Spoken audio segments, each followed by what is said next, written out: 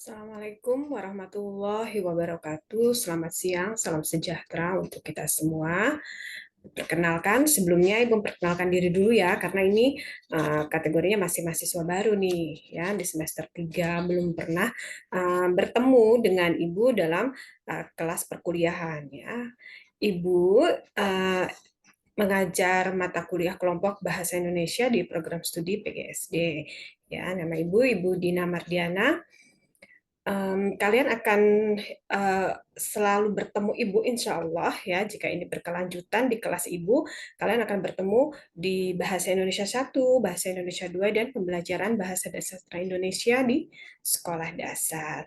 Ya, Ibu ingin sedikit menjelaskan tentang pelaksanaan perkuliahan Bahasa Indonesia 1 selama 1 semester ke depan yang kita jalani ini ya, di tahun akademik 2022-2023. Pelaksanaan perkuliahan ini ditempuh dengan jumlah SKS-nya 4 ya. Karena ini merupakan kurikulum baru yang mengacu kepada standar kurikulum nasional ya. Sebelumnya Bahasa Indonesia 2 hanya bobot SKS-nya itu berjumlah 3 ya, karena terbagi untuk mata kuliah kompetensi profesional di bahasa itu ada 3, Bahasa Indonesia 1, Bahasa Indonesia 2, dan Sastra Indonesia. Tetapi terjadi penggabungan dari 3 mata kuliah itu akhirnya menjadi 2 mata kuliah dengan bobot SKS masing-masing 4 SKS untuk Bahasa Indonesia 1 dan Bahasa Indonesia 2. Nanti di kompetensi pedagogik ada mata kuliah pembelajaran Bahasa dan Sastra Indonesia di sekolah dasar. Sama ya, jumlah SKS-nya juga 4. Nah, di semester 3 ini kalian akan menempuh selama 16 kali pertemuan secara efektif ya, di luar pengantar UTS dan UAS. UTS itu ujian tengah semester, UAS itu ujian akhir semester. Jadi 16 kali pertemuan ini hanya untuk materi ya, yang akan Ibu sampaikan dengan strategi pelaksanaan pertemuannya secara daring dan luring ya, blended learning, campuran. Nah, untuk bahasa Indonesia di kelas kalian di awal pertemuan ya, sebagai pengantar perkuliahan Ibu meminta kalian untuk mendata vaksinasi COVID-19 ya, karena Ibu mensyaratkan untuk pertemuan tatap muka itu sudah vaksinasi booster dosis 1 untuk vaksin COVID-19, tetapi hanya ada tidak sampai 5% yang booster dosis 1. Bahkan masih ada yang belum vaksin, masih ada vaksin 1 dan gagal harus mengulang lagi ya. Nah, Ibu masih memberi kesempatan jika kita ingin bertemu di kelas ya, selain untuk melaksanakan UTS dan UAS. Untuk UTS dan UAS akan Ibu laksanakan di kelas nanti ya ujiannya. Nah, untuk mahasiswa yang belum memenuhi syarat vaksinasi itu yang sudah lengkap, nanti ada perlakuan, bukan perlakuan khusus, memang disendirikan, tidak bisa digabung karena untuk menjaga fatalisasi yang terjadi akibat perkuliahan tatap muka. Ya.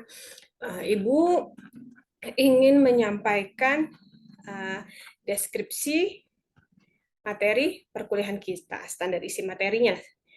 Ya, nih ada berapa nih?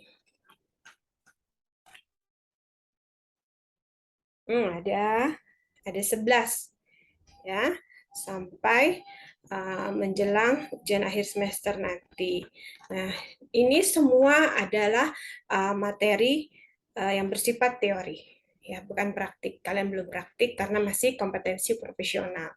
Nanti yang praktik implementasinya di kompetensi pedagogik di pembelajaran bahasa.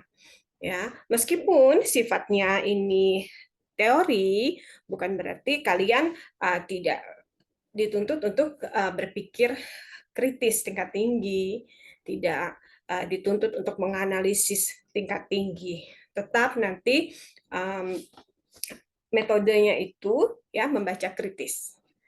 Nanti ada yang kita diskusikan dari hasil membaca bahan ajar yang Ibu bagikan, ya, baik pendalaman materi yang Ibu sampaikan secara tatap muka maupun secara daring melalui Zoom meeting maupun video pengajaran yang Ibu unggah ke kanal YouTube.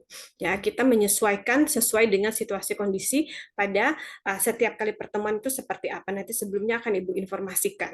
Ya, baik, yang pertama itu ada hakikat bahasa, pemerolehan bahasa, dan pembelajaran pengajaran bahasa. Kita akan belajar ini di pertemuan pertama, ya, pertemuan untuk materi perkuliahan. Kemudian juga pengantar tentang dasar teori pemerolehan dan pembelajaran bahasa di sekolah dasar. Ya, ada beberapa submaterinya nanti yang akan Ibu sampaikan, akan kalian pelajari. Kemudian berbagai aliran linguistik ini secara sederhana saja untuk mengetahui bagaimana konsep dasar mazhab-mazhab linguistik yang akan mempengaruhi proses pembelajaran bahasa di sekolah dasar itu. Ya, kemudian kita akan menelaah atau mengkaji hakikat dan teori pembentukan bahasa yang mulai dari fonologi, morfologi, sintaksis, dan semantik. Nanti seperti apa? Ada materinya dan akan Ibu sampaikan juga penjelasannya. Nah, kemudian kita juga belajar tentang fungsi dan kedudukan bahasa Indonesia sebagai bahasa nasional, ya. Kemudian ragam bahasa Indonesia nanti ada berbagai ragamnya. Setelah itu nanti kita akan ada ujian tengah semester, ya. Insya Allah ini waktunya tepat, ya, tidak bergeser atau tidak digantikan ke waktu yang lain. Karena itu partisipasinya yang baik Ibu sangat harapkan agar perkuliahan kita berjalan dengan efektif, ya. Kemudian kita menganalisis dan mengaplikasikan teknis ejaan dan tata tulis baku bahasa Indonesia. Kalau dulu ejaan bahasa Indonesia, ya, EBI, sebelumnya itu ejaan yang disempurnakan. Kemudian ada EBI, ejaan bahasa Indonesia. Sekarang kembali lagi ke ejaan yang disempurnakan yang sudah diterbitkan oleh Pusat Pembinaan Bahasa Indonesia edisi 5 kalau Ibu tidak salah. Nanti kita belajar itu. Kemudian di materi yang ke-8 ada kita mengkaji dan merancang pembentukan kalimat dan paragraf dalam bahasa Indonesia. Bagaimana penyusunan kalimat yang baik, bagaimana penyusunan paragraf yang koheren dan kohesi, itu seperti apa, yang utuh dan padu. Ya, kemudian mengkaji dan merancang penyusunan wacana dalam bahasa Indonesia. Bagaimana menulis wacana, bagaimana melisankan wacana. Jadi wacana lisan seperti apa sih bentuknya, yang baik, ya, yang efektif, yang santun, yang empatik. Kemudian wacana tulis yang seperti apa, yang ilmiah, yang bersifat akademis untuk kalian sebagai mahasiswa, ya, yang laras ilmiah itu. Kemudian di materi 10 ada menganalisis hakikat resensi dan aplikasinya dalam bahasa Indonesia. Apa itu resensi? Nanti bagaimana caranya meresensi sebuah karya. Ya. Nah, yang terakhir materinya adalah menganalisis dan mengaplikasikan prinsip dasar penyusunan karya ilmiah dalam tulisan akademik. Nah, ini nanti secara sederhana saja konsepnya seperti apa, ya. Nanti secara spesifik nih, secara umum, ya, nanti penulisan karya ilmiah, karena konsep dasar karya ilmiah itu harus mampu berbahasa Indonesia, ragam tulis yang baik dan benar, ya, laras ilmiah, bukan laras populer untuk menulis karya ilmiah itu. Nah, nanti secara spesifik, ya, khusus kita belajar penulisan penelitian tindakan kelas di pembelajaran bahasa, khusus untuk fokus pembelajaran bahasa. Ya, lebih spesifik lagi dan lebih detail lagi nanti ada metodologi penelitian. Nah, itu yang lebih jelasnya Ibu inginkan, Ibu harapkan kalian dapat menyimaknya, membacanya, mempelajari rencana pelaksanaan pembelajaran semester ini dengan baik, ya. Jika ada yang masih belum dipahami, kurang dipahami pada poin-poin yang mana, pada bagian-bagian yang mana, silahkan ditanyakan, ya, melalui WhatsApp grup saja. Kita setelah ini ke materi yang pertama, ya. Materi pertama itu hakikat bahasa, pemerolehan bahasa, dan pembelajaran pengajaran bahasa. Ibu stop dulu yang ini, nanti Ibu bagikan lagi materi. Oke.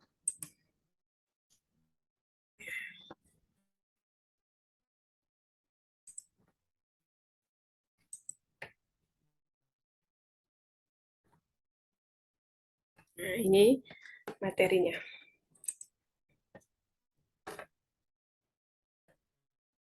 Materi pertama untuk mata kuliah Bahasa Indonesia 1 di program studi PGSD FKIP Universitas Palangkaraya. Ya, hakikat bahasa, pemerolehan bahasa, pembelajaran dan pengajaran bahasa. Berbedakah? Di kita ke yang pertama dulu ya, hakikat bahasa. Ini berdasarkan pendapat para ahli ya yang dirumuskan apa sih hakikat bahasa itu menurut para ahli itu ahli bahasa ya. Bahasa adalah sistem lambang bunyi yang arbitrer yang digunakan oleh kelompok sosial tertentu untuk bekerja sama, berkomunikasi dan mengidentifikasi diri untuk bekerja sama dalam kelompok sosial untuk berkomunikasi ya, dan mengidentifikasi diri. Bahasa merupakan alat komunikasi sosial yang berupa sistem simbol bunyi yang dihasilkan dari ucapan manusia. Ya, simbol bunyi dari ucapan manusia. Seperti apa ciri atau sifat yang hakiki dari bahasa secara spesifik? Ini yang pertama ada bahasa itu adalah sebuah sistem. Seperti apa bahasa sebagai sebuah sistem? Nah, bahasa sendiri adalah sistem ya, karena terdiri jadi beberapa komponen yang memiliki fungsi tertentu. Ya, jadi hakikat bahasa itu adalah sebuah sistem. Dia memiliki fungsi tertentu dan memiliki tujuan dan makna atau tujuan atau makna.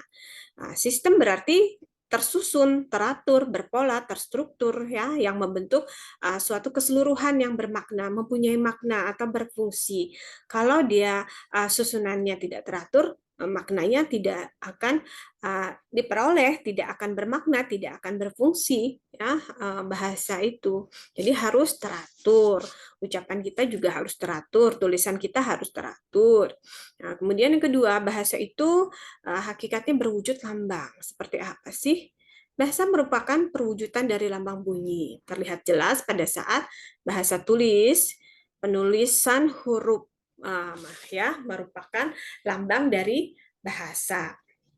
Nah, terlihat jelas pada saat bahasa tulis. Nah, karena dia merupakan perwujudan dari lambang bunyi.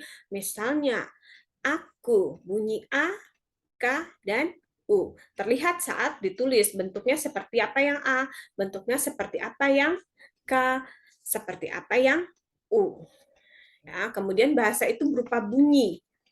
Ya, ini menurut Profesor Krida Laksana, Harimurti Krida Laksana, ya beliau ahli morfologi bahasa Indonesia, bahwa bunyi bahasa adalah kesan pada pusat saraf sebagai akibat dari getaran gendang telinga yang bereaksi karena perubahan dalam tekanan udara.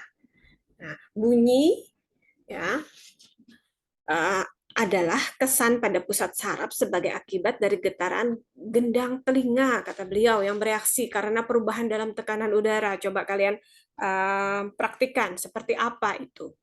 Ya, bunyi bahasa.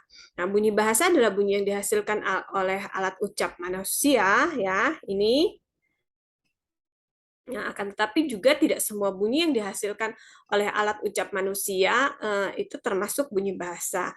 Bunyi bahasa merupakan bunyi yang dihasilkan oleh alat ucap manusia yang bermakna. Ya, kalau tidak ada maknanya bukan jenisnya bukan bahasa ya. Jadi tidak sembarang bunyi. Ya, pahamlah tidak sembarang bunyi seperti apa. Ada istilah asbun, asal bunyi. Karena tidak paham kita bicara apa, bertutur apa. Jadi hakikat bahasa itu ketika kita bersuara, kita berbicara, kita berujar, ada tujuannya. Seseorang yang membunyikan bahasa, mengujarkan sebuah tuturan, itu ada tujuannya, ada alasannya dia bertutur. Ketika ditanya, sudah minum? Sudah makan? Kita jawab, sudah. Sudah sarapan? Sudah, sejak pukul 7 tadi aku sudah sarapan karena terlalu lapar. Nah, ini bunyi bahasa yang tidak asal bunyi, ada maknanya. Ya. Jadi ada tujuannya. Orang yang mengujarkan bahasa tanpa tujuan, uh, mengujarkan bahasanya kacau, dikategorikan sebagai orang yang tidak sehat secara kejiwaan. Karena ya tanpa alasan bersuara, berbicara, tanpa ada pertanyaan, menjawab hal-hal yang tidak perlu dijawab, hal-hal yang tidak perlu ditanyakan, tidak perlu dipertanyakan ya. Jadi semua apa yang diujarkan harus sesuai dengan logika, harus ada maknanya, ada tujuannya. Nah, kemudian bahasa itu bersifat arbitrer. Nah, seperti apa sih arbiter itu? Mana suka ya, sewenang-wenang katanya, berubah-ubah tetapi tidak tetap, mana suka. Nah, tapi mana suka bukan sesuka-sukanya kita, tetap ada batasannya sifat arbitrer dari sebuah bahasa itu. Nah, misalnya kata air dalam bahasa Indonesia maknanya apa? Artinya cairan, benda cair ya. Air ya, atau air dalam bahasa Inggris itu udara. Nah, ini bentuknya sama ya. Pemilihan komponen dari hurufnya ya, itu sama membentuk satu kata air. Air, pengucapannya berbeda, maknanya juga berbeda. Ini yang dikatakan bahwa bahasa itu bersifat arbitrer. Nah, bahasa itu bermakna seperti apa? Contohnya, tadi kan sudah Ibu sampaikan, bahasa yang bermakna itu seperti apa? Tidak asal bunyi, harus ada tujuannya, ada manfaatnya, ada fungsinya. Ketika kita mengujarkan makna malam, berarti menunjukkan waktu saat itu tidak siang, ya, hari sudah gelap, ya, sudah langitnya sudah gelap, tidak terang lagi, matahari sudah terbenam, tidak muncul matahari, tetapi yang muncul adalah bulan, bintang. Itu kan ada maknanya. Adik, ibu, semua ada maknanya. Itu bahasa. Kalau meong bukan bahasa ya. Apalagi nah, itu nggak jelas kan? Apa sih? Nah, itu bukan bahasa. Walaupun berbunyi, ya. Nah, aku tadi ada gelas, kan ada maknanya. Nah, bahasa itu bersifat konvensional. Bahasa memang mana suka, sewenang-wenang. Nah, tetapi sifatnya disepakati oleh kelompok tertentu.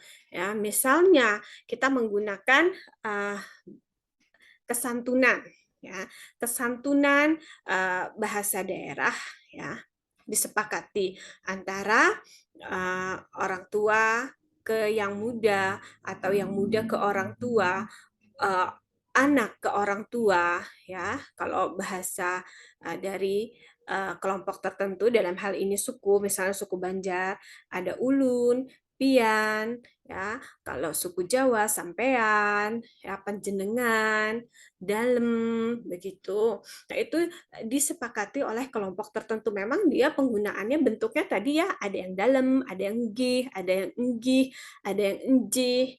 Itu kan bentuknya, komponen huruf yang membentuk sebuah kata itu arbitrer, tetapi mempunyai makna. Nah, ini juga harus disepakati oleh kelompok tertentu yang menggunakan bahasa itu. Nah, kalau kesantunan di bahasa Indonesia kan berbeda lagi, tidak bisa kita mensepakati bahwa kesantunan bahasa daerah bisa disepakati dalam kesantunan berbahasa Indonesia. Berbahasa Indonesia ada saya, ada Anda. Iya, Ibu, baik, kami laksanakan ya. Bahasa daerahnya J, Ibu, ya. Nah, itu masing-masing kelompok tertentu harus memiliki kesepakatan penggunaan bahasa itu. Walaupun bentuknya tadi, struktur komponen untuk membentuk sebuah kata, kalimat itu bersifat arbitrer, ya. Bahasa itu bersifat unik. Seperti apa sih bahasa bersifat unik? Memiliki ciri khas yang tidak dimiliki oleh bahasa lainnya. Ciri khasnya sistem bunyi, sistem pembentukan kata. Tadi seperti yang Ibu sampaikan ya, pembentukan katanya itu arbitrer.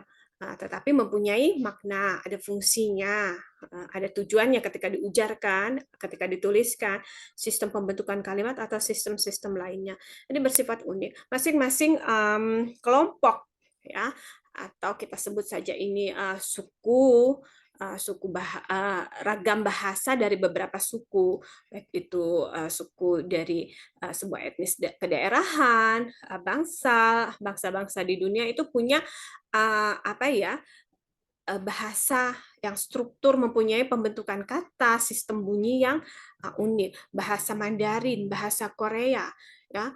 Kalau bahasa Korea, bahasa Mandarin dan bahasa Jepang itu kan intonasinya memiliki keselarasan, ya, sistem bunyinya itu, intonasinya. Nah, di bahasa Indonesia berbeda, bahasa India juga berbeda, bahasa Arab ya juga berbeda. Bahasa Inggris. Nah, bahasa Inggris nanti ragam Amerika, Australia dan Eropa juga ya, yang British itu berbeda. Itu uniknya. Tetapi saling apa ya disepakati oleh kelompok penggunanya itu. Dan kita harus menghormati ketika sistem bunyinya itu seperti ini ya kita harus mengikuti. Dan ketika mereka mengujarkan bunyi itu juga kita harus menghormati dan menghargainya. Kemudian bahasa bersifat universal. Ya, ciri-cirinya sama dimiliki oleh setiap bahasa yang ada di seluruh dunia ini. Ciri universal yang paling umum adalah bahwa bahasa itu mempunyai bahasa yang terdiri dari vokal dan konsonan a, i, u, e, o. Nah, konsonan k, t, s, p dan segala macamnya ya. Nah, bersifat universal. Selain itu, cara untuk memperoleh bahasa, belajar bahasa itu sama. Ya, pembelajaran bahasa itu sifatnya universal, strateginya sama kok. Ya, 10 metode pengajaran bahasa sama, belajar bahasa Mandarin, belajar bahasa Indonesia, belajar bahasa daerah, strategi pengajaran bahasanya sama. Yang membedakan adalah konten bahasanya itu, ya bentuk bahasanya, ya you, kamu. Nah, tapi bagaimana mengujarkan you, bagaimana mengujarkan kamu, strateginya sama. Bagaimana mengajarkan bahasa di kelas itu strateginya sama, tapi nanti tergantung dari masing-masing konteks bahasa itu. Ya, kemudian bahasa itu bersifat produktif. Ya, jadi meskipun unsur-unsur kebahasaan itu atau unsur bahasa itu terbatas, tetapi dengan unsur-unsur yang jumlahnya terbatas itu dapat dibuat satuan-satuan ya. Jadi dapat dibuat satuan-satuan apa tadi yang bersifat produktif tadi. Nah, meski secara relatif sesuai dengan sistem yang berlaku dalam bahasa itu, misalnya kita ambil fonem dulu nih ya dalam bahasa Indonesia. A ya, fonem A, I, ke, T. Dari 4 fonem tersebut dapat kita hasilkan satuan-satuan bahasa tadi ya. I, ke, A, T.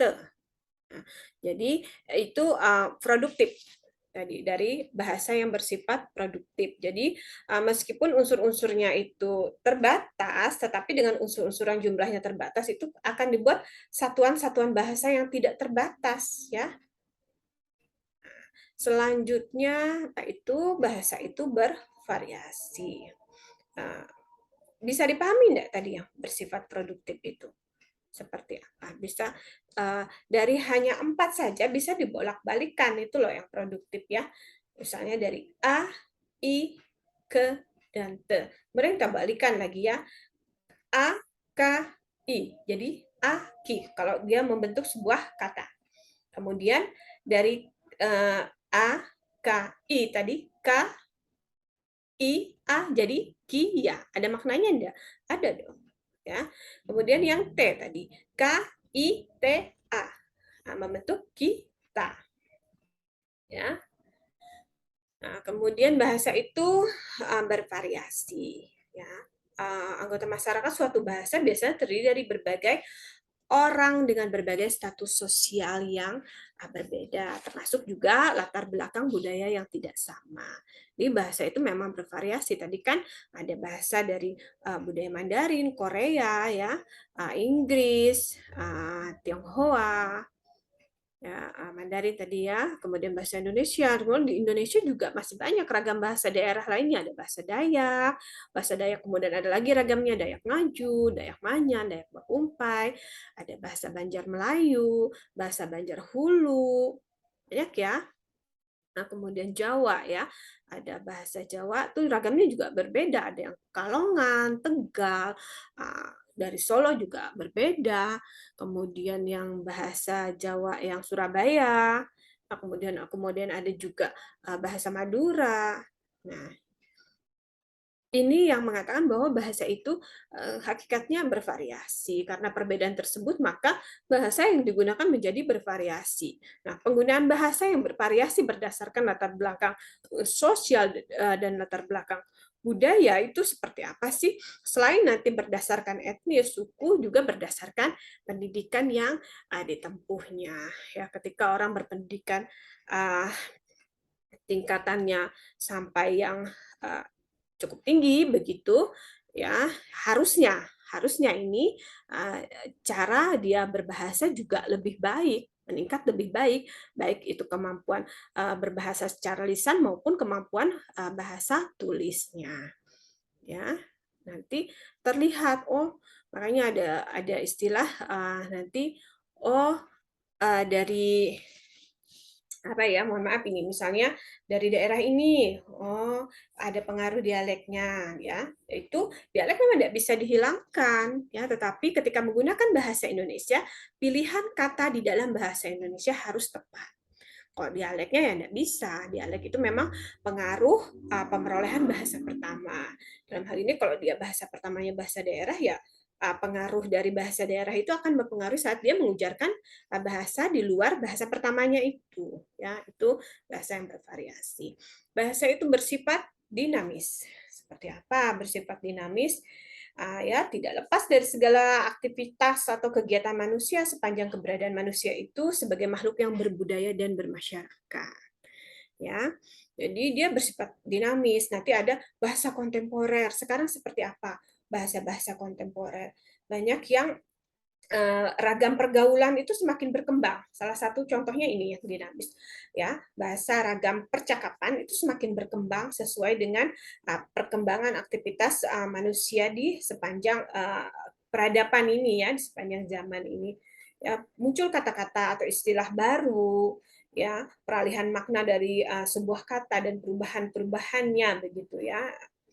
Dari sekarang apalagi dengan semakin maraknya media sosial, ya, penggunaan aplikasi-aplikasi di media sosial juga mempengaruhi perkembangan bahasa itu yang semakin bervariasi, tinggal nanti peruntukannya harus disesuaikan. Bahasa ragam resmi, ya, tidak resmi, ragam populer, ragam laras ilmiah seperti apa. Semua harus menyesuaikan dengan situasi kondisi di mana kita melakukan kegiatan komunikasi itu. Baik, nah kita ke materi hakikat bahasa. Tadi sudah pemerolehan bahasa dan pembelajaran bahasa. Nah, Ibu menambahkan sedikit lagi dari seorang ahli pengajaran bahasa, ya, Douglas Brown ini. Hakikat adalah pernyataan yang menunjukkan ciri-ciri utama sebuah konsep, ya. Demikian Brown mengemukakan dalam bukunya The Principle of Language Teaching and Learning. Ya, jadi memberi istilah sebagai definisi. Hakikat itu adalah definisi. Jadi definisi sebuah bahasa. Nah, jadi menurut Brown, definisi dipandang sebagai versi padat sebuah teori. Jadi hakikat bahasa adalah konsep teori berdasarkan teori, ya, bahasa itu. Nah, seperti apa sih teori bahasa itu menurut Brown? Bahasa itu sistematis, kurang lebih sama ya dengan yang dirumuskan di awal tadi. Dan bahasa itu adalah seperangkat simbol manasuka, tadi juga sudah, yang dalam perwujudan utamanya berbentuk vokal atau juga dalam bentuk visual. Bahasa digunakan untuk berkomunikasi dalam sebuah komunitas atau budaya wicara, seperti berbagi rasa. Ini ya konsep bahasa, definisi bahasa dari Brown itu untuk berbagi rasa. Kalau istilah uh, ragam uh, percakapan itu yang tidak resmi ya, atau ragam gaul atau komunikasi fetik begitu ya. Berbagi rasa itu apa? Curhat begitu ya, curahan hati, bercerita ya, kemudian berbagi informasi. Nah, kalau berbagi rasa itu biasanya ada di komunitas yang selaras ya, komunitasnya.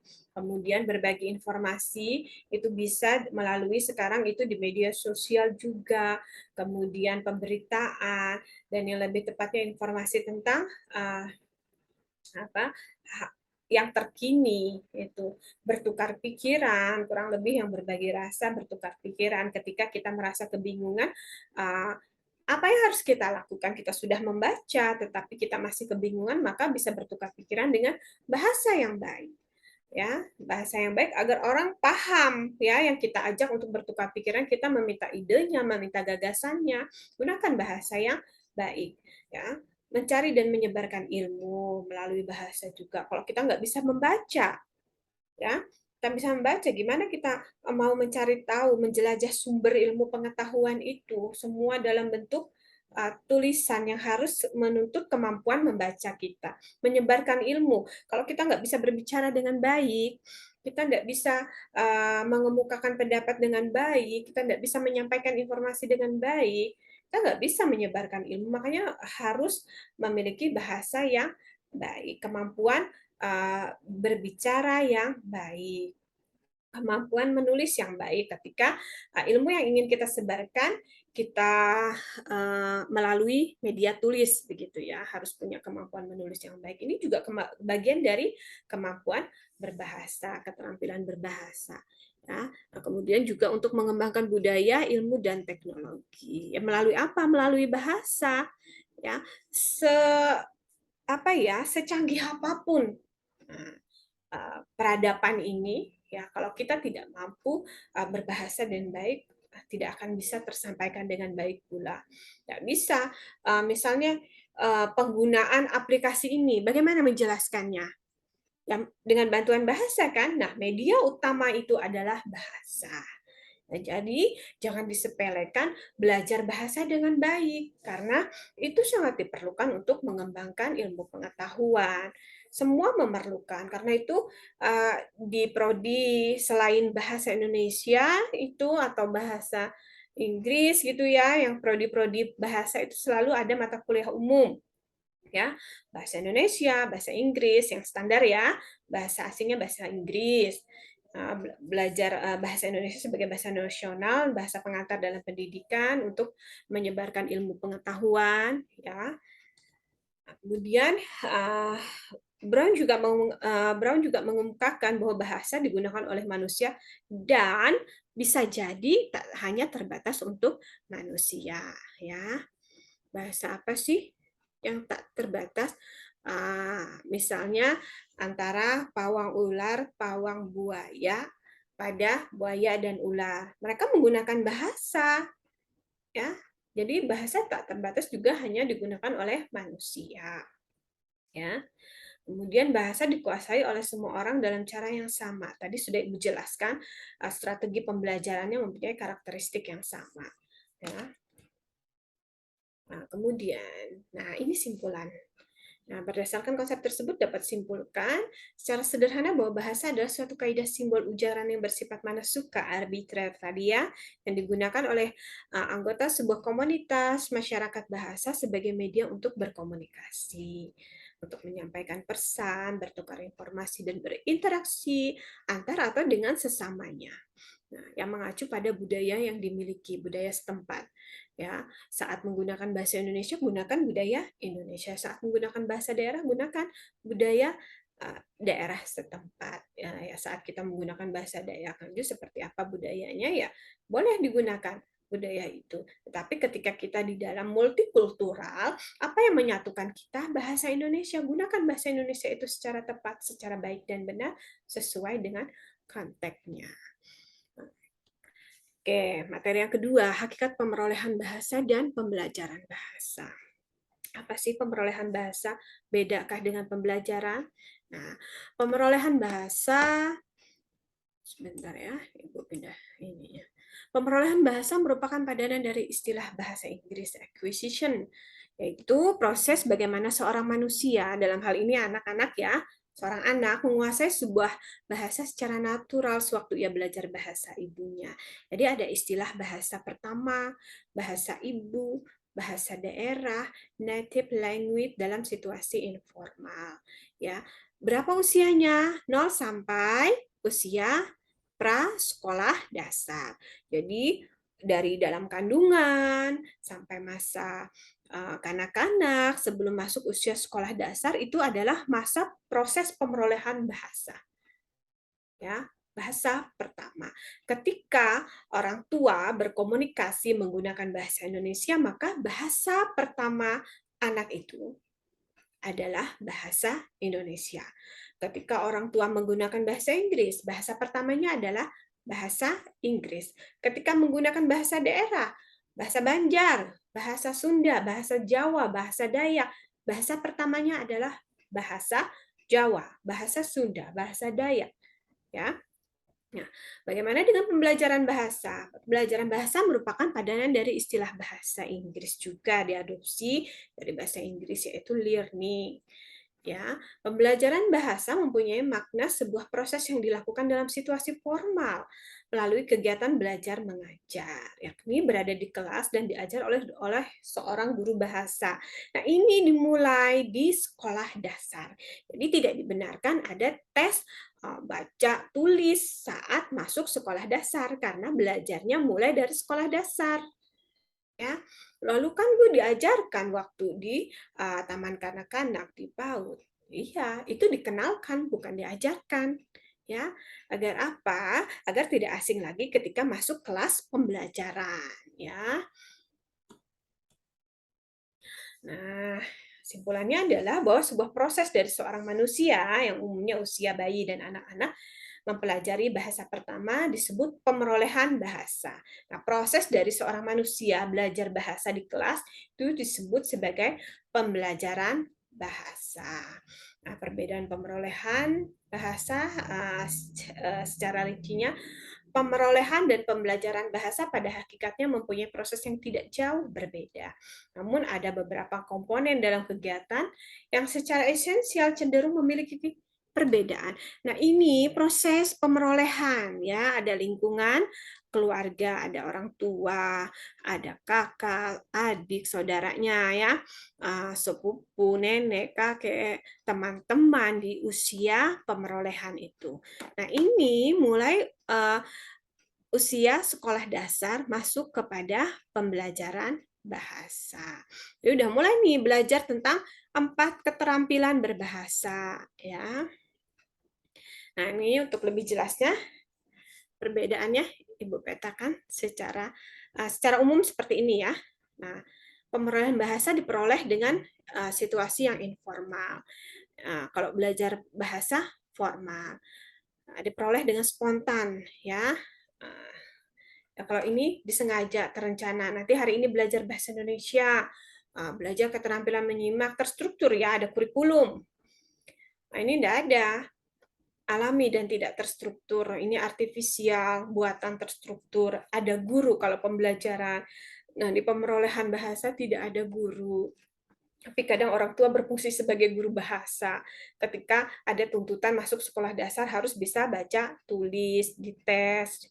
Ya, nah, mitra tutur, kalau pemerolehan bahasa, mitra tuturnya anggota keluarga. Tadi disebutkan ada ayah, bunda, kakek, nenek, kakak, dan segala macam yang ada di lingkungan keluarga. Ada teman-teman bermain di lingkungan rumahnya ya. Kemudian mitra tutur di sekolah itu kelas belajar bahasa ada guru. teman, instruktur kalau dia les ya atau kursus bahasa. Kemudian diperoleh melalui pergaulan tadi lingkungan. Nah, kalau di pembelajaran bahasa, interaksinya di lingkungan pendidikan, di kelas, di lingkungan sekolah, ya. Nah, untuk bahasa yang diperoleh itu sebenarnya hanya bahasa lisan, ya tadi, tapi berubah menjadi bahasa tulis juga karena belajar baca dan tulis.